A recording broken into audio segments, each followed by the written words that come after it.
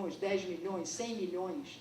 Isso nunca aconteceu na história do Brasil. O governo federal pondo o cheque na mão de liderança, de movimento, para ele produzir empreendimento de 1000 unidades. Isso nunca houve no Brasil. Isso é lenha. É um desafio terrível.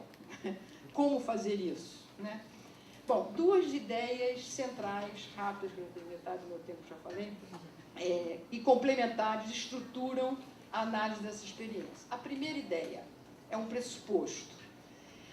Os bairros populares, em geral, centrais ou periféricos, favelas ou periferias, são espaços complexos. Queria trazer a ideia da complexidade aqui, porque ela é fundamental para a gente ler essas experiências, né? A complexidade está na trama de formas de produzir, entendendo aí produção como circulação também, de bens e serviços, que são necessidades fundamentais de reprodução humana. Falando transporte, serviços de saúde, habitação, parque, enfim, todos os serviços e bens que a nossa vida, né, demanda, a reprodução da nossa vida demanda. Esses bens e serviços foram e continuam sendo produzidos pela combinação de 3 racionalidades. E aqui eu estou usando Polanyi, né? Tanto a combinação de estratégias familiares e comunitárias, né, embebidas de reciprocidade, né, da racionalidade da reciprocidade, ações estatais, que é a redistribuição, o princípio da redistribuição, e ações empresariais, que é o mercado, relações mercantis, né? Compreender essa complexidade dos espaços populares, dos bairros populares, é uma condição para a gente conseguir desvendar o poder das práticas associativas populares. Como é que funciona essa trama, né, de racionalidade nesses espaços, né? Um rápido esclarecimento, quer dizer, essa abordagem das interações entre essas 3 racionalidades econômicas, eu me apoio no arcabouço teórico e principalmente metodológico do José Luis Corallo, argentino, economista, militante também, do campo da economia social e solidária, que propõe, né, uma economia mista, um sistema econômico misto como alternativa ao sistema econômico capitalista, né, onde ele defende a subordinação da racionalidade mercantil, né, às racionalidades da reciprocidade e da redistribuição. Podemos aprofundar isso depois, mas esse é um pouco da onde eu parto, né?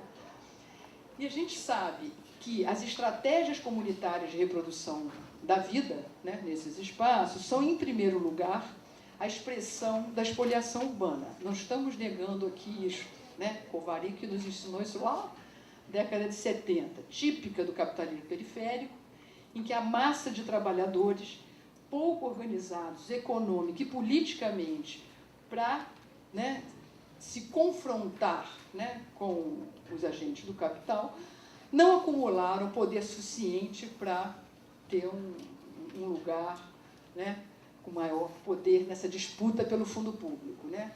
Mas aqui temos a primeira contradição que eu queria trazer para vocês, né?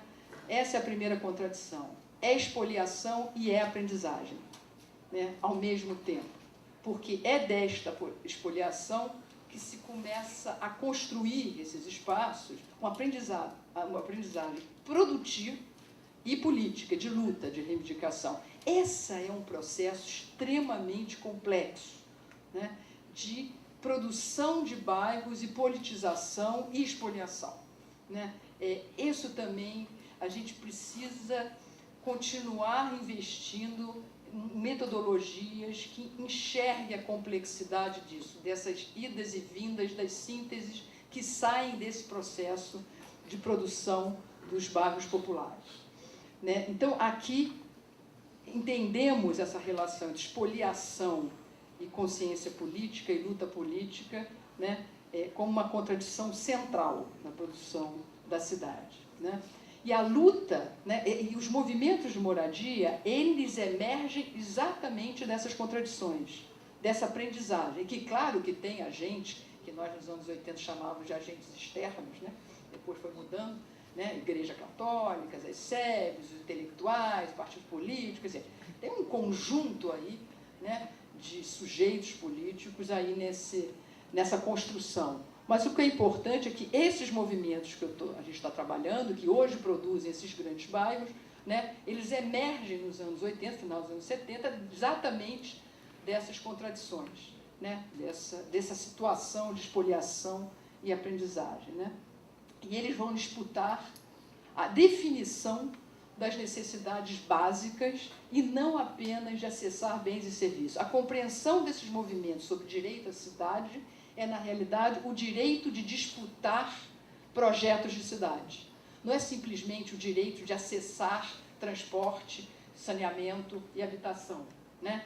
É, na verdade, o direito de confronto. Porque o que a gente tem visto nessas experiências é uma discussão muito complexa e interessante dos padrões de bem-estar, do que é bem-estar, né? Para mim, é um grande desafio, porque eu venho de uma classe média muito pronta, o que é para mim uma boa casa, o conforto, a água perto, a água quente, a varanda, e isso tudo vai sendo redefinido nesses processos autogestionários, vão sendo questionados, né? Não, com esse dinheiro que a gente tem, que até algum dinheiro, não, as prioridades nunca combinam com as minhas, né? E a gente fica... É um confronto muito interessante. E, além disso, como os patamares vão se elevando, se você compara uma moradia, né, de produção gestionária de movimento com a do Minha Casa Minha Vida Empresa, é uma brincadeira a diferença, né? Se você puder mostrar, vai mostrando aqui umas imagens enquanto eu vou falando, porque senão não acaba, né? Eu só vou mostrar, só para vocês terem ideia, quem não conhece, assim, de alguns exemplos, é só imagens, né? Enquanto ela passa, eu vou passar. Enfim, então, essa ideia desse processo de alteração, de elevação dos patamares de condições urbanas de vida, eu acho que é um tema importante. Aqui, em São Leopoldo, no Rio Grande do Sul, movimento nacional, ali aquela setinha para mostrar um dos temas interessantes que eu queria trabalhar aqui com vocês, que é uma das contradições que são insurgências, é a preocupação de integração de um empreendimento habitacional no bairro popular. Quer dizer, então, não ter fronteira. A discussão da fronteira do Rogério de manhã seria interessante voltar. Então, tem movimento que fala assim, a gente não pode criar fronteira, né? E por trás dessa ideia, a superação da fronteira, tem a de domínio territorial, que é uma outra discussão muito interessante de alguns desses movimentos. Eu falei, não adianta ficar circunscrito ao empreendimento. Ou se domina o bairro, ou a gente não vai adiante. Então, aqui é um exemplo importante de domínio territorial, porque esse é um movimento que já tinha enormes ocupações em São Leopoldo, e aí, quando vem o financiamento federal, né, eles conseguem fazer um empreendimento no meio do território deles, né, e isso, né, na realidade, é a condição para a integração, né? Então, você não vê aonde termina um empreendimento financiado e aonde é o outro de autoconstrução, enfim, né? A qualidade da moradia muda um pouco, né? Mas quando você olha o bairro, né, é um bairro integrado, né? Um bairro onde você não vê realmente grandes diferenças. Então, esse é um tema pautado hoje pelos movimentos e em função da própria política, né? Então, a política também fez com que eles passassem a pautar novas questões, que é o que eu queria entrar agora, que é essa última ideia, que é o seguinte: a produção autogerida de habitação em cidade, pode ir passando, aqui é o processo de produção deles, pode passar, aqui são duas outras também em Portão, outro município da metrópole de Porto Alegre, aqui Rio Grande do Sul, aqui embaixo deles, lá são as favelas, por exemplo, aqui uma dificuldade de integração enorme, né, porque a população favelada foi contra a ida, e tem conflitos, né, e o que esses conflitos geram para os próprios movimentos. Pode ir. Aqui é um bairro dos sindicatos metalúrgicos, uma cooperativa que eles fizeram também com financiamento, um enorme bairro. Isso é interessante, aqui tensiona com uma outra contradição desses movimentos, que é a propriedade privada versus propriedade coletiva versus propriedade estatal. É um grande tema hoje que a gente tem discutido, né? É nevrálgico, eu diria, né? Por quê? Porque na relação com o Estado, né? O Rogério, eu acho que tocou na mesma questão hoje agora, mais cedo, quer dizer, como o Estado pauta, né, as questões, constrói categorias, impõe parâmetros de bem-estar, inclusive. A propriedade privada é um parâmetro para a Caixa Econômica Federal, para o Ministério das Cidades. Então, se um movimento, como aqui o Movimento Nacional no Rio, se recusa, ou a cooperativa, os metalúrgicos, se recusam a depois, no final do financiamento, né, individualizar a terra, eles viram ilegais de novo. Então, eles começam, né, eles viram informais de novo, porque eles não aceitam a individualização. Esse é um grande tema, mas isso, quem pautou o tema foi a Caixa Econômica, não tem negociação, né? Essa é uma grande luta, invisível, na verdade, porque a gente não consegue pautar essas coisas, mas internamente, na relação com o Estado, é interessantíssimo.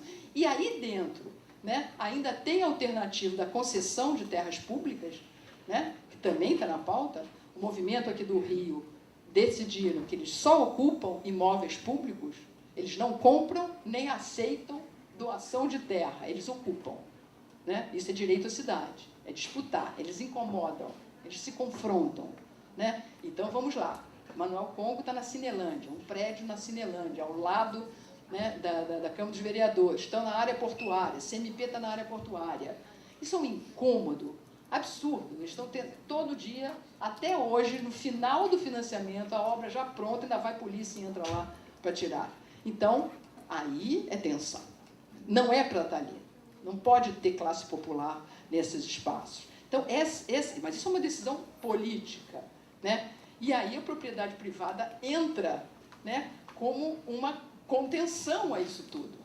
Tudo bem, a gente espera, é obrigado a ser privada, daqui a pouco começa a vender, especular, porque é o privado. E a experiência uruguaia nos mostra que a propriedade coletiva é um instrumento importantíssimo de contenção da especulação. Funciona. Funciona. Claro que é circunscrita as experiências autogestionárias, né? Mas é importante. Quando ela tem volume, né, ela começa a afetar o mercado imobiliário, né? Em determinadas áreas do Uruguai, sem dúvida nenhuma, a valorização não aumentou por causa disso. Você não pode especular, né? Esse é um grande debate que a gente ainda está meio aqui engatinhando, mas que a política, né, construiu esse debate também na relação do conflito com os movimentos. Um outro tema, tá acabando, né? Um outro tema importantíssimo, uma outra contradição que eu não queria deixar, é sobre, para um diálogo com o Rogério, enclaves versus bairros populares. Esse é um tema também quente, acabei de falar aqui. Tem movimentos que defendem, têm consciência, né, de que não adianta murar, né, porque isso reproduz o enclave que todos criticam. Passa, só para mostrar, isso aqui é da época, mutirões da época da Erundina, vou passar, que são excelentes, vai passando qualquer, vai passando. Ó, esses são os novos, isso é São Paulo, cidade Tiradentes, né, a produção da União Nacional de Moradia Popular, todos por autogestão, são 2 grandes prédios, da assessoria da usina, pode passar. Aqui internamente, pode passar. Aqui é um outro, esse prédio azul é autogestionário, na zona sul de São Paulo, né? Aí esse se destaca enormemente do padrão do bairro popular que ele está, e isso é uma decisão de alterar o padrão, se destacar, mostrando que pode alterar o padrão da moradia popular, que está definida previamente como precária, pobre, né? Então, em São Paulo eles têm, o Rio Grande do Sul não tem isso. Eles não estão preocupados com o projeto em si e com a imagem dessa moradia simbólica, né? São Paulo é fortíssimo, isso é interessante, essa diferença, né? Pode ir. Aqui é na junta, vai passar. Aqui é isso que eu queria falar para fechar, dos enclaves versus os bairros. Volto à ideia do domínio territorial. Esse caso aqui, né, a União em São Paulo, na Zona Leste, ela começa a concentrar um conjunto de empreendimentos autogestionários numa determinada área da cidade periférica, né? Essa concentração, ela provocou um relativo domínio dessa área pelo movimento. E esse domínio gerou ela extrapolar, né, suas funções de produção de moradia estrito senso e começar a produzir e se envolver com os serviços para essa área, de forma autogestionária. Isso aqui é uma creche, né, com convênio com a prefeitura, né, todas as prefeituras de PSDB, PT, não interessa, eles continuam. Né? Estou terminando. Para todo o bairro e com os envolvidos, quem assumiu os trabalhadores dessa creche são do próprio movimento. Então, Caixa Econômica também, enfim, eles começam a atuar para além do empreendimento. Então, esse é um tema que eu queria deixar aqui, quando a gente discute o patamar, né, de condições de vida urbana, né, que isso implica em ir além desses espaços circunscritos desses movimentos, ir além dos empreendimentos, que são empreendimentos como outro qualquer, um conjunto habitacional. Né? E isso depende da escala. O que nós temos discutido hoje em Caxias é muito isso. Assim, se você não ganha escala num determinado espaço da cidade, né, concentração em determinado espaço da cidade, você não consegue ir além dos muros desses empreendimentos. Né? Você tem que construir articulações nessas áreas para você conseguir, inclusive, ter poder popular para disputar, né, essas ações com o Estado, ou seja, com investimento, ou com convênio, seja o que for. Né? Então, o meu tempo já acabou, eu ainda tinha mais umas coisas sobre o trabalho, que eu posso depois, no debate, voltar para discutir com vocês, que é a dimensão das cooperativas de trabalho que os movimentos hoje estão discutindo. Mas, desculpe a pressa para mostrar. Muito obrigada.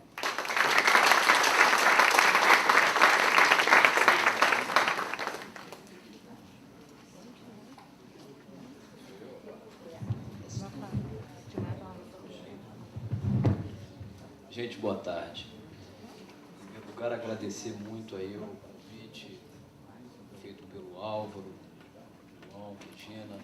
Prazer estar aqui dialogando com o campo da geografia. Eu acho que a gente está sempre um pouco com esse sentimento de que aqui na PUC, embora para quem não é da PUC, falo, nós temos sempre um certo orgulho de dizer que o campus da PUC integra todos os departamentos.